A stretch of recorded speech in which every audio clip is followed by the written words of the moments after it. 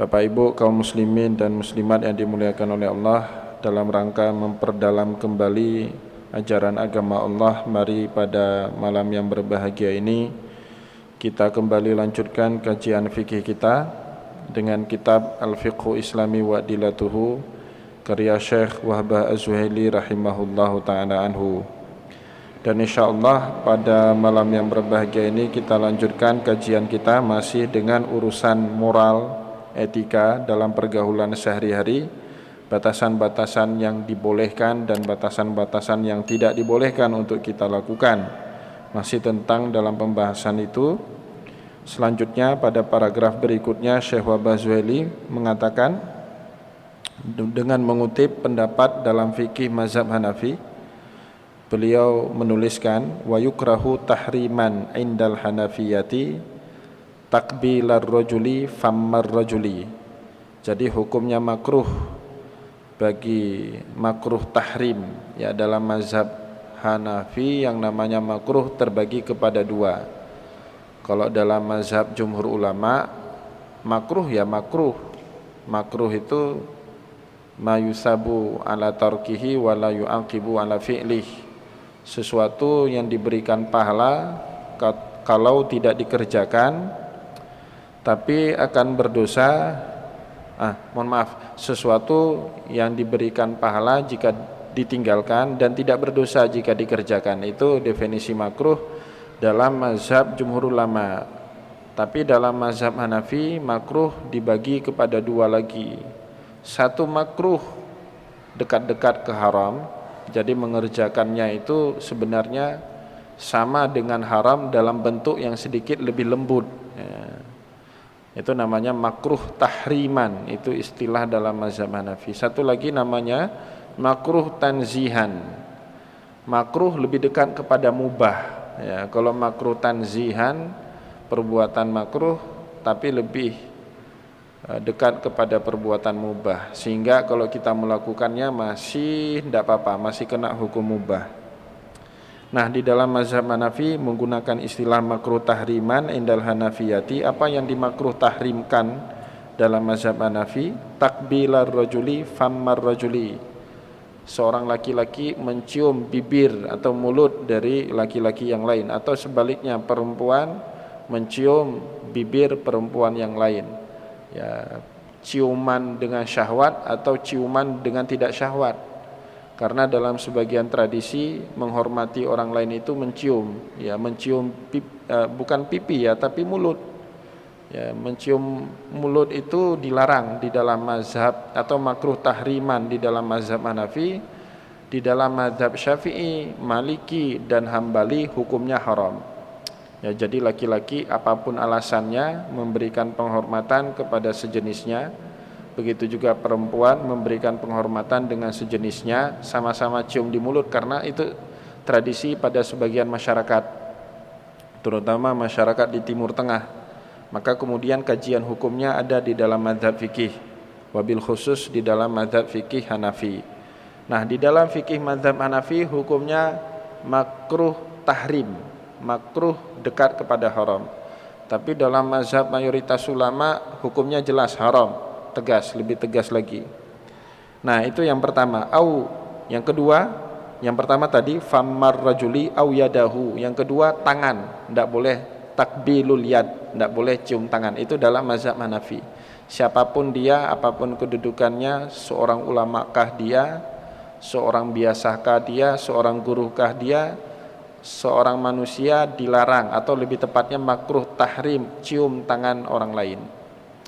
Kalau dalam mazhab Maliki, dalam mazhab Hambali makruh saja seseorang cium tangan orang lain. Dalam mazhab Hambali, dalam mazhab Maliki makruh. Ya, kenapa? Khaufan minat takdis, dikhawatirkan manusia itu mengkultuskan seseorang. Ya, maka kemudian makruh. Nah, ini tentu berbeda dengan mazhab Syafi'i. Dalam mazhab Syafi'i boleh, bahkan dianggap sunnah. Ya, sebagian mazhab Syafi'i ya menganggap itu bukan hanya mubah tapi bahkan sunnah. Cium tangan seseorang jika orang itu orang yang kita hormati, jika orang itu orang yang punya jasa kepada kita, jika seorang itu orang alim, misalnya guru kita, atau orang yang kita hormati misalnya orang tua kita, maka cium tangan dalam konteks ini boleh menurut mazhab Syafi'i. Tapi mazhab mayoritas ulama tidak boleh. Maka ini Bapak Ibu yang dimuliakan oleh Allah, masalah cium tangan ini termasuk masalah khilafiyah bainal madzahib, masalah yang masih diperdebatkan di dalam mazhab fikih. Ya, mayoritas ulama atau lebih tepatnya kita bagi kepada 3. Mazhab Hanafi mengatakan makruh tahrim, makruh yang dekat kepada haram. Sedangkan mazhab Maliki dan mazhab Hambali mengatakan makruh, kalau ditinggalkan lebih baik. Kenapa? Khawatir sekali kedua mazhab itu jika orang yang menghormati orang lain dengan cara mencium tangannya nanti disalah perspektifkan, bukan lagi tahrim tapi takdis. Yang namanya dalam Islam tahrim menghormati orang itu hukumnya wajib. Tapi kalau sudah mengarah kepada takdis itu mengkultuskan orang lain, itu haram. Ya, tidak boleh dilakukan. Bahkan Rasulullah banyak dalam kasus-kasus tertentu ketika para sahabat memberikan apresiasi penghormatan yang sangat tinggi kepada beliau, sehingga sudah berbau-bau kultus kepada Rasulullah Sallallahu Alaihi Wasallam menegur sahabat itu. Jadi setiap kegiatan atau setiap pujian atau setiap aktivitas kita yang cenderung mengkultuskan orang lain itu hukumnya tidak boleh. Ya, maka Rasulullah pernah sekali Bapak Ibu yang dimuliakan oleh Allah, ada sahabat yang terlampau memuji-muji beliau dengan menyebut, kalau menyebut nama Nabi Said Muhammad, ya, Tuan Muhammad. Ya, maka pada saat yang lain Rasulullah Sallallahu Alaihi Wasallam berkata, la tusayyiduni, kalian yang suka mentuankan saya, jangan kalian tuankan saya. Nah itu, jadi Rasulullah sudah membaca gelagat pengkultusan terhadap diri beliau, maka Rasulullah ngambil tindakan keras dengan melarang para sahabat untuk mengkultuskan beliau. Tapi Bapak Ibu yang dimuliakan oleh Allah, dalam mazhab Syafi'i ada 2 pendapat. Pertama ada yang mengatakan mubah, yang kedua ada yang mengatakan bahkan sunnah. Jika orang itu adalah orang mulia, orang yang banyak memberikan manfaat kepada orang lain, pemimpin adil, orang tua kita, guru kita, itu bahkan sunnah cium tangan. Apa dalilnya? Nah, di masa Rasulullah Sallallahu Alaihi Wasallam, Bapak Ibu, beberapa orang sahabat itu mencium tangan Rasul. Misalnya di dalam Sahih Muslim itu diceritakan, falamma qadima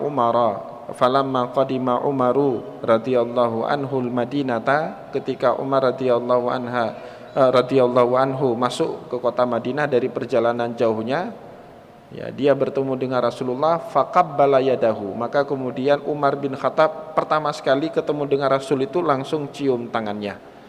Itu diceritakan dalam hadis. Atau ada sahabat yang lain namanya Usamah bin Syarik. Beliau mengatakan kumna ilan Nabi Sallallahu Alaihi Wasallam. Satu hari kami bertamu ke rumah Rasulullah. Ramai berarti, bukan hanya beliau, ramai-ramai. Kumna, jadi ramai-ramai kami bertamu mengunjungi rumah Rasulullah Sallallahu Alaihi Wasallam.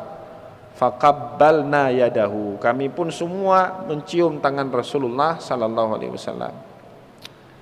Atau juga bahkan ada hadis yang lain di dalam Sahih Muslim yang menceritakan ada 2 orang Yahudi, ya, dalam kisah itu diriwayatkan oleh seorang sahabat namanya Safwan bin Asal. Nama sahabat itu mendapati 2 orang Yahudi berdebat tentang tis'a ayatin bayinat. Jadi tis'a ayatin bayinat itu 9 tanda-tanda kebesaran Allah Subhanahu wa taala yang ada pada diri Nabiullah Musa alaihissalam.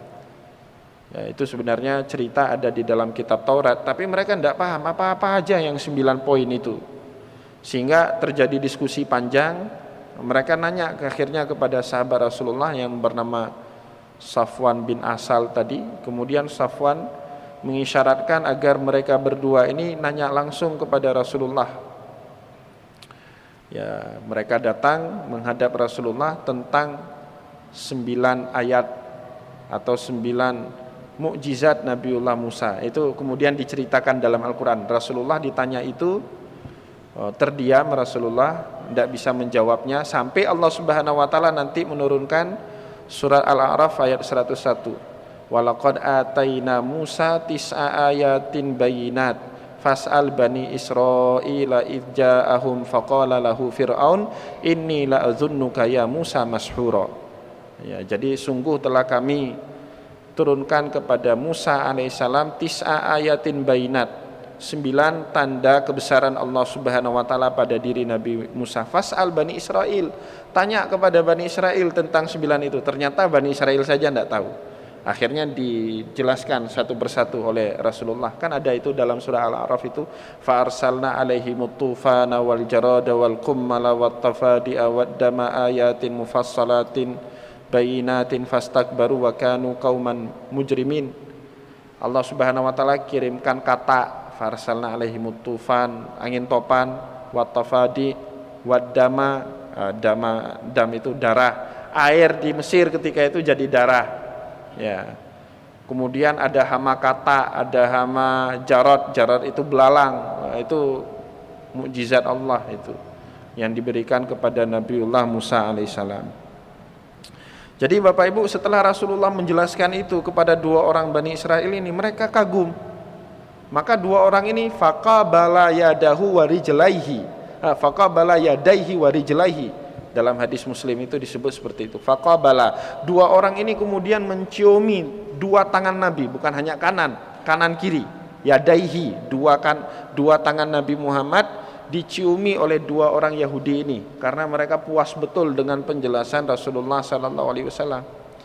Bukan hanya kedua tangan, warijlaihi, dan 2 telapak kaki Rasulullah sallallahu alaihi wasallam juga dicium oleh 2 orang Bani Israel ini, sehingga mereka kemudian berkata, nashhadukallahu bi annaka nabi, kami bersaksi kepada Allah jika engkau nabi, sehingga mereka masuk Islam. Nah, Bapak Ibu yang dimuliakan oleh Allah, dalil-dalil tadi ya di dalam hadis Rasulullah yang mengisahkan para sahabat cium tangan Nabi, kemudian sahabat cium tangan Nabi, begitu juga orang Yahudi ini cium tangan Nabi, bahkan kakinya dicium, mereka cium. Ini kemudian di dalam mazhab Syafi'i mempertegas hukumnya boleh, ya, cium tangan seseorang yang kita hormati boleh. Bahkan di dalam sebagian mazhab Syafi'i mengatakan itu sunnah. Orang yang kita hormati, orang yang kita cintai, selama tidak ada unsur pengkultusan, itu kan. Tapi kalau sudah mengkultuskan, ya tidak boleh. Tidak boleh. Jadi selalu kita harus cerdas membedakan kultus dengan penghormatan, pengkultusan dengan penghormatan. Pengkultusan tidak boleh, penghormatan wajib. Ya, wajib itu menghormati orang lain itu wajib. Ada cerita menarik.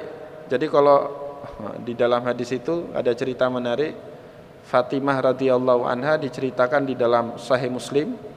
Kanat Fatimatu radhiyallahu anha idza dakhala ala Rasulillah sallallahu alaihi wasallam qama 'alaiha. Jadi Sayyidah Fatimah putrinya Rasul itu, kalau beliau masuk atau berkunjung bertamu ke rumah Rasulullah, Rasulullah bangun yang menyambut putrinya itu. Fa akhadha yadaha faqabbalaha.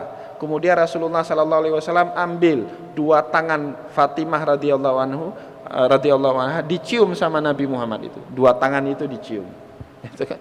Jadi 2 tangan putrinya itu dicium oleh Nabi. Jadi Nabi yang cium tangan putrinya. Nah, saya ingat betul Bapak Ibu, almarhum Profesor Muslim Ibrahim. Saya ingat betul itu. Kalau kita berkunjung ke rumah beliau, bukan kita yang cium tangan beliau pertama, beliau cium tangan kita pertama itu. Jadi itu boleh-boleh saja. Jadi menciumi tangan itu tidak mesti orang yang kita hormati. Seorang murid tidak mesti selalu cium tangan gurunya, tapi juga seorang guru boleh mencium tangan muridnya, seperti yang dilakukan oleh Rasulullah kepada Fatimah putri beliau. Jadi kalau Fatimah berkunjung, diceritakan dalam hadis itu qama 'alaiha, Rasulullah bangun menyambut Sayyidah Fatimah, wa akhadha biyadiha, maka Rasulullah ambil tangannya Fatimah, faqabbalaha, Rasulullah sallallahu alaihi wasallam cium tangan itu, wa ajlasaha fi majlisi. Rasulullah mempersilakan Fatimah Az-Zahra duduk di majelis Rasulullah. Itu. Jadi tidak disuruh tunggu di luar dulu ya. Itu sunnah Nabi. Saya waktu kecil itu pernah dibawa sama orang tua saya ke rumah almarhum Prof. Safwan Idris. Pernah dibawa ke rumah. Ya, ternyata Pak Safwan waktu itu lagi makan, Bapak Ibu. Lagi makan siang kalau nggak salah. Saya agak telat makan siang waktu itu. Ya, kita kan sungkan. Orang tua saya sungkan betul sama beliau. Jadi nunggu di teras, dipanggil sama pubur kenan, keno, Pak Jobu nggak kamu. Akhirnya duduk di situ temanin beliau makan itu.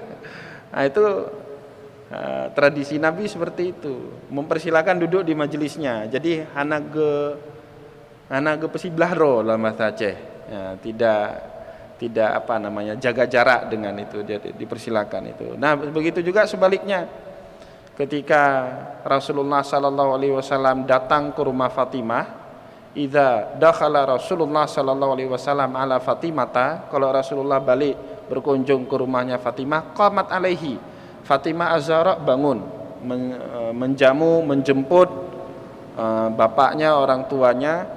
Faqabalatha yadahu, maka oleh Fatimah ditarik tangan bapaknya, diciumin ya tangan bapaknya itu ya. Kemudian fa'ajlasahu fi majlisiha, Rasulullah dipersilakan duduk di majelisnya Fatimah ya, itu dia. Jadi saling hubungan resiprokal, saling timbal balik, saling menghormati. Maka kata Rasulullah, man la yarham la yurham, orang yang tidak menghormati orang lain tidak akan pernah dihormati. Berbeda dengan kejadian di masyarakat kita, Bapak Ibu. Kita pingin dihormati, tapi menghormati orang lain tidak mau. Jadi senang sekali, bahagia sekali kalau banyak orang menghormati kita, itu kan bahagia. Tapi menghormati orang lain tidak mau. Tetangga kita acuhkan, ya kan? Tidak pernah berbuat baik, nggak pernah senyum sama orang, ya kan? Tapi orang harus senyum sama kita. Selalu diri kita ingin dipahami, tapi kita tidak mau memahami orang lain. Itu bukan bagian daripada ajaran Rasulullah. Baik, kita lanjut lagi. Jadi jelas ya, masalah cium tangan itu khilafiyah. Mayoritas ulama tidak membolehkannya, mazhab Syafi'i membolehkannya, bahkan mengatakan itu sunnah. Au syai'an minhu, atau bagian tubuh yang lain ya. Atau au syai'an minhu, atau bagian tubuh yang lain. Tidak boleh dicium-cium itu, salam-salam saja itu kan ya, salam-salam saja ya. Baik, ini agak ketat sedikit ya mazhab Hanafi ini.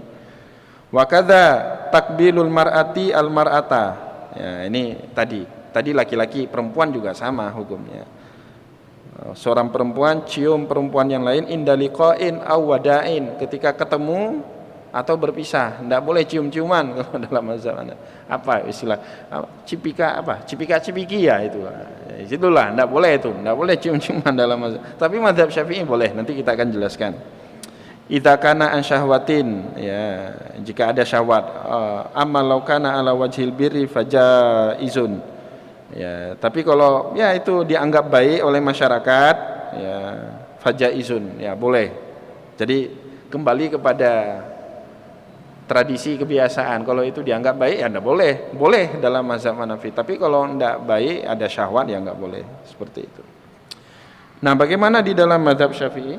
Dijelaskan kemudian, wa tukrahu inda syafi'iyati al mu'anaqatu wa takbilu fi ra'si.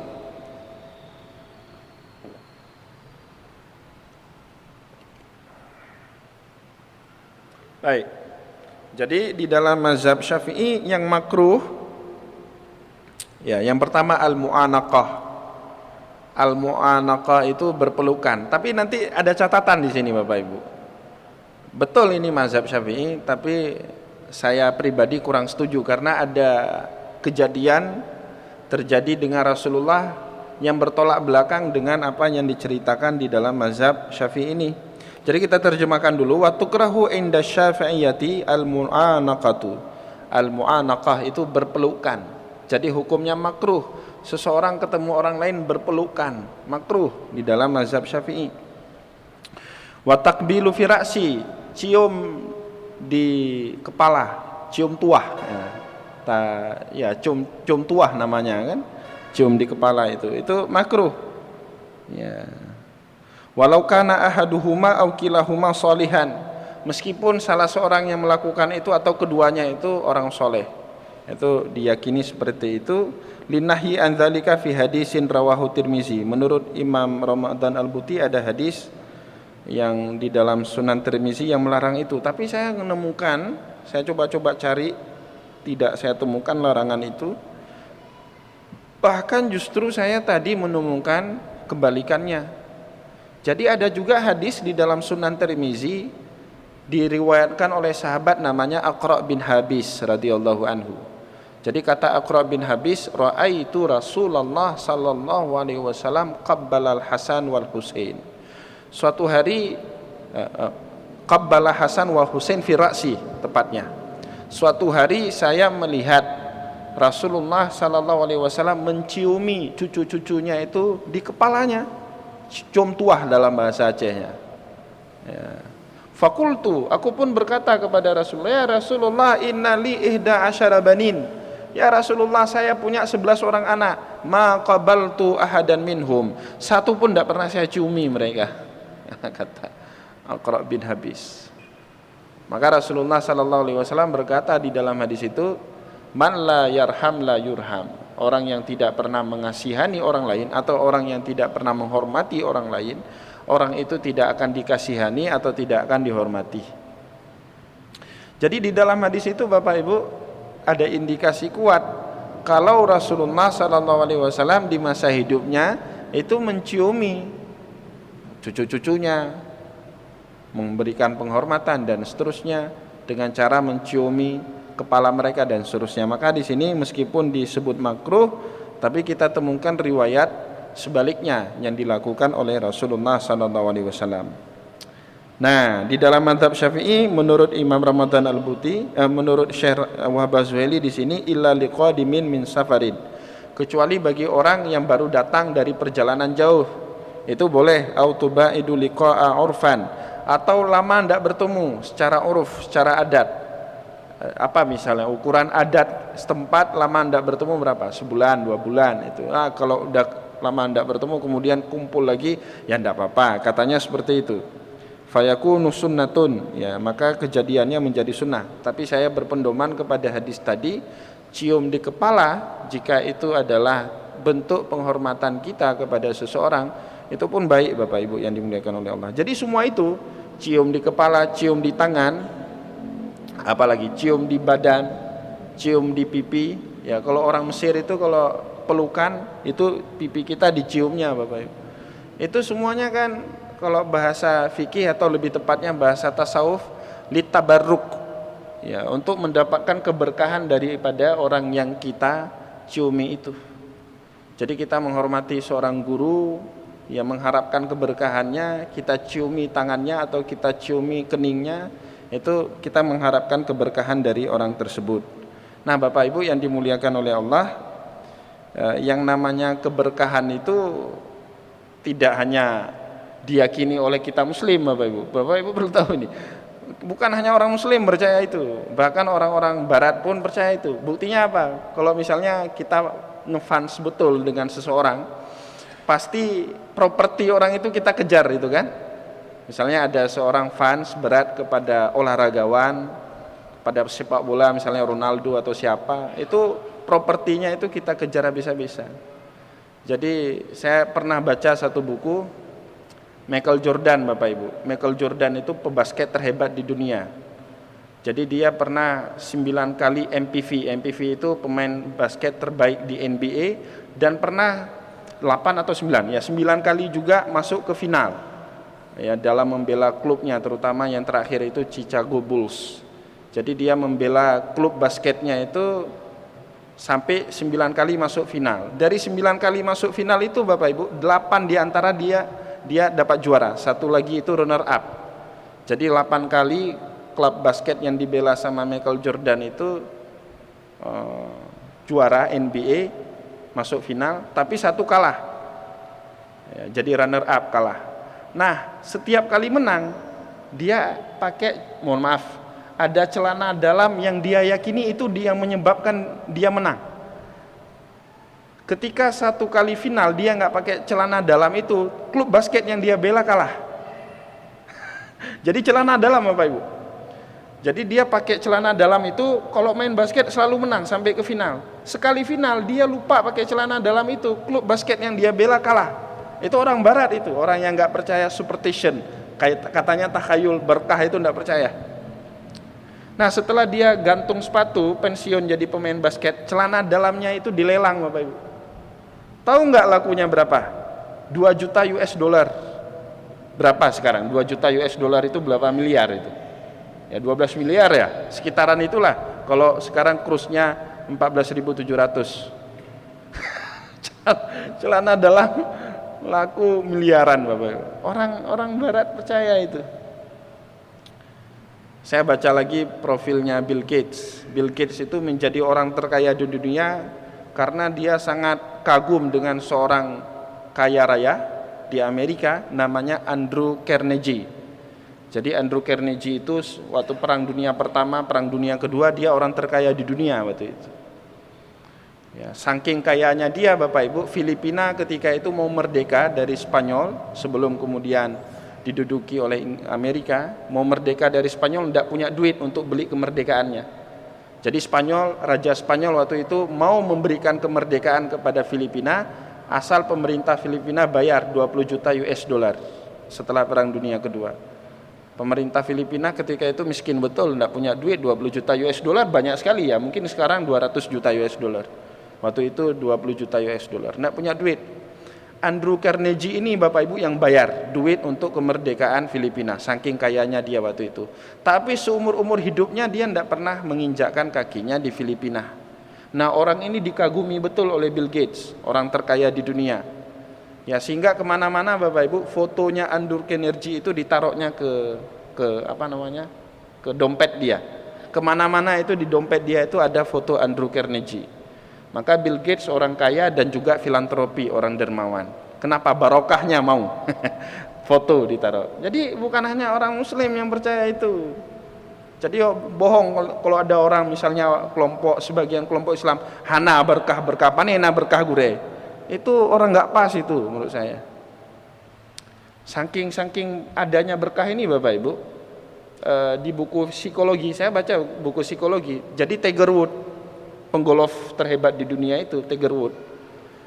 Jadi ya menang lah, pokoknya banyak dia memenangkan turnamen golf. Kemudian dibuat eksperimen sama orang-orang psikolog itu dengan pakar psikolog dibuat eksperimen. Jadi ada 2 toples diletakkan 10 bola golf, kemudian di toples itu dituliskan bola golf yang pernah dipakai oleh Tiger Woods di toples yang pertama. Sedangkan di toples yang kedua diletakkan juga 10 buah bola golf, tapi tidak dituliskan Tiger Woods-nya. Padahal 10 bola golf yang ditaruh di situ bukan punya Tiger Woods, cuman untuk lihat stimulan saja. Jadi bohong-bohongan, dia diambil 10 bola golf, ditaruh dalam toples, kemudian ditaruh aja label, bola golf Tiger Woods, pernah dipakai Tiger Woods dalam memenangkan turnamen. Satu lagi toples, tidak ditaruh apa-apa, ya ditaruh 10 bola golf tapi nggak ada label apa-apa. Nah Bapak Ibu yang dimuliakan oleh Allah, pegolf amatir yang pakai bola golf dari toples yang ada tulisan Tiger Woods, dari 10 kali pukulan 8 diantaranya masuk ke dalam hole, ke dalam lubang. Kenapa? Karena merasa tersugesti ya, dia mendapatkan spirit dari idolanya gitu. Tapi ketika dia ngambil bola yang tidak ada label Tiger Woods, dia pukul, dari 10 kali pukulan hanya 2 masuk ke dalam hole. Itu nah itu namanya berkah. Makanya di dalam Islam dilarang betul kita belajar itu tanpa guru. Kenapa? Dari tangan guru itulah ada berkahnya di situ. Interaksi dengan guru, berdialog, ada melibatkan emosi, seperti itu kan. Emosi di sini jangan marah, bukan itu emosi. Emosi itu perasaan. Ada perasaan, melibatkan emosi dengan guru. kita melihat gerak-gerik seorang guru, itu namanya berkah Bapak Ibu. Di situ letaknya berkah. Makanya anak-anak sekarang itu belajar agama misalnya lewat Google, waduh itu kacau itu. Lewat Google, Mbah Google dibuka di situ, ditontonin, enggak ada berkahnya di situ. Ya, makanya selalu saya sering mengatakan Bapak, enggak penting sekolah itu sebenarnya enggak penting. Ya karena kita bisa mendapati pelajaran sekolah itu lewat Google macam-macam. Jadi pentingnya sekolah itu apa? Terlibat emosi dengan guru itu. Jadi kita berada di dalam kelas bersama dengan guru. Disitulah kita harus pertama sekali mengenali ada orang yang namanya guru. Ada orang yang namanya teman. Ada barang yang bukan milik kita, milik teman. Ada barang bukan milik teman, bukan milik kita, tapi milik sekolah. Jadi kita menghargai barang punya kawan kita, menghargai barang di sekolah. Itu pentingnya sekolah itu. Di situ pentingnya sekolah. Bagi saya punya pendapat seperti itu. Jadi nggak penting-penting amat lah sekolah, guru mengajarkan. Bahkan saya punya keponakan Bapak Ibu. Entah kenapa keponakan saya masih SD, tapi dia senang sekali dengan sejarah, terutama sejarah perjuangan Indonesia. Semua buku saya tentang revolusi, tentang Marxisme, sosialisme dia baca, anak SD. Jadi waktu kemarin lagi heboh-heboh G30 SPKI, dia yang mengajarkan gurunya. Gurunya itu enggak ngerti teori-teori kenapa terjadi kudeta, kenapa kudetanya cuman 1 hari kemudian ditumpas sama Kostrad. Gurunya nggak ngerti, guru SD dia nggak ngerti jelasin, tapi dia punya bacaan itu. Makanya bagi saya itu sekolah nggak penting-penting amat. Sekarang banyak anak murid lebih hebat daripada guru. Tapi pentingnya sekolah apa? Interaksi emosional itu Bapak Ibu. Nah disitulah berkah di situ. Jadi disitulah keberkahan seorang guru ditransfer kepada seorang muridnya di situ. Itu menurut pendapat saya, boleh jadi salah. Boleh jadi salah. Baik Bapak Ibu kaum muslimin dan muslimat yang dimuliakan oleh Allah, kita lanjut kembali. Wa yukrahu haniyud dhuhri ya, mutlakan likulli ahadin minan nas. Haniyun itu membungkukkan badan. Ya, ini yang selanjutnya. Jadi di dalam fikih dikaji juga bagaimana hukumnya seseorang membungkukkan badan kepada orang yang lain. Ya, ini. Jadi ini Bapak Ibu masalah khilafiyah ya sebenarnya. Gini, ada hadis di dalam Sahih Muslim yang berbunyi, ya Rasulullah. Jadi ada sahabat nanya kepada Rasulullah, ya Rasulullah, ala yunahi ba'duna li ba'din, apakah boleh sebagian kami membungkuk di hadapan sebagian yang lain? Qala la, kata Rasulullah, enggak boleh. Ala yunaiku ba'duna li ba'din, apakah boleh sebagian kami memeluk sebagian kami yang lain? Qala la, kata Rasulullah, tidak boleh. Walakin tasafahu, yang boleh itu hanya bersalaman. Nah Bapak Ibu yang dimuliakan oleh Allah, dalam tradisi kita masyarakat Melayu kan membungkuk. Lewat di hadapan orang yang lebih tua itu kita membungkuk. Tapi dalam hadis ini ada larangan untuk tidak membungkuk. Untuk membungkuk ada larangan. Nah bagaimana cara memahami ini? Bapak Ibu yang dimuliakan oleh Allah, membungkuknya kita orang Melayu di hadapan orang yang lebih tua ketika kita lewat, tidak ada pemahaman mengkultuskan orang lebih tua itu. Tapi dalam budaya masyarakat Arab, membungkuk di hadapan orang lain itu dianggap kita meruku. Ruku itu adalah simbol dari mengkultuskan seseorang. Maka di dalam sholat itu, gerakan sholat kan bungkuk, merendahkan diri. Ada ruku, ada sujud. Ya, maka kemudian nanti di sini dibahas juga tentang sujud di hadapan manusia itu bagaimana. Maka Bapak Ibu yang dimuliakan oleh Allah, ketika tidak ada unsur mengkultuskan kepada seseorang, membungkuk dalam budaya kita itu tidak masuk ke dalam larangan yang dilarang oleh Rasulullah Sallallahu Alaihi Wasallam. Jadi orang Arab Bapak Ibu, saya pernah itu waktu di Mesir, saya bungkuk jalan di hadapan orang yang lebih tua, membungkuk, dia tegur, lah tarka ma'i, tarka ma'allah, kata dia. Kamu ruku sama Allah saja, enggak usah sama saya, kata dia.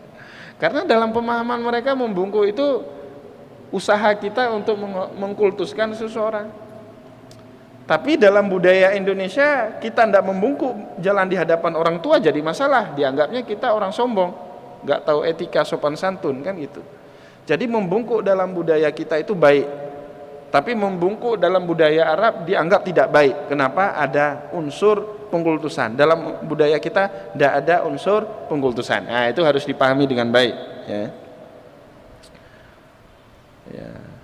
Wa yuhramu takbilul ardi baina yadil ulama wal udhama. Dan juga tidak boleh hukumnya kita sujud ke bumi, takbilul ardi, cium bumi, sujud ke bumi, ruku ke bumi, baina yadil ulama, di hadapan ulama wal udhama, para pembesar. Nah, itu dilarang. Ya, karena Rasulullah sallallahu alaihi wasallam mengatakan dalam suatu hadis, "Lau kuntu amiran ahadan ayyasjuda li ahadin la amartum ra'atan antas judali zaujiha." Itu hadis populer sekali, sering dibaca oleh Pak Kuaket itu hadis. Jika aku, kata Rasulullah, jika aku memerintahkan seseorang untuk sujud kepada orang yang lain, maka aku akan perintahkan seorang perempuan untuk sujud kepada suaminya. Tapi nyatanya Rasulullah tidak perintahkan itu. Maka kemudian di dalam fikih tidak boleh namanya hukumnya seseorang sujud. Kalau dalam budaya kita namanya sungkem, Bapak Ibu. Dalam budaya Jawa itu ada sungkem namanya. Sungkem itu kan cium kaki orang tua, cium. Nah, ini apakah budaya sungkem itu tidak boleh kemudian? Nah, ini Bapak Ibu yang dimuliakan oleh Allah. Ternyata ada ayat Al-Quran yang mengindikasikan sebaliknya. Dalam surat Yusuf, nanti Bapak Ibu silakan baca surat Yusuf. Sekali lagi, jika tidak ada yang namanya pengkultusan, kalau menghormati, kalau cara menghormati kita itu adalah sungkem, maka sungkem itu boleh. Tapi kalau sungkemnya kita itu mengkultuskan seseorang, maka sungkem kita itu tidak boleh. Mana dalilnya? Dalam surat Yusuf, Bapak Ibu, ketika Nabiullah Yusuf ketemu balik, berkumpul balik sama keluarganya, sama bapaknya, sama ibunya, dengan 11 saudara-saudaranya, diceritakan dalam Al-Quran, warafa'a abawaihi alal arsy wa kharru lahu sujjada. Ya, warafa'a abawaihi alal arsy.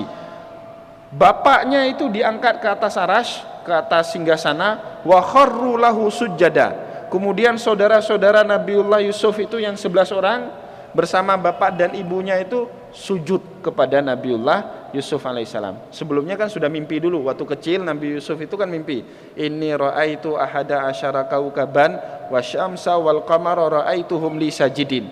Ya bapakku, ya Nabiullah Yakub, saya melihat dalam mimpiku ihda asyara kaukaba, ada 11 bintang, wasyamsa wal qamar, satu matahari, satu bulan, ra'aituhum li sajidin, semuanya saya lihat dalam mimpiku sujud kepadaku. Puluhan tahun kemudian terjadi nyata, mereka semua sujud kepada Nabiullah Yusuf alaihissalam. Tapi sujudnya mereka itu kan tidak dalam konteks pengkultusan, tapi menghormati Nabiullah Yusuf yang lama dizolimi oleh keluarganya sendiri itu. Maka kemudian Bapak Ibu yang dimuliakan oleh Allah, kalau memang budaya kita, saya kebetulan punya budaya dalam keluarga kami, kalau hari raya, terutama hari raya Idul Fitri, Idul Adha, kita sungkeman dengan orang tua. Meskipun budaya Jawa, tapi kita melakukan itu sama orang tua. Kita cium tangan, kita cium kaki. Nah, jadi tidak apa-apa. Kenapa tidak apa-apa? Karena tidak ada unsur pengkultusan kepada kedua orang tua kita. Itu bentuk penghormatan kita kepada kedua orang tua kita.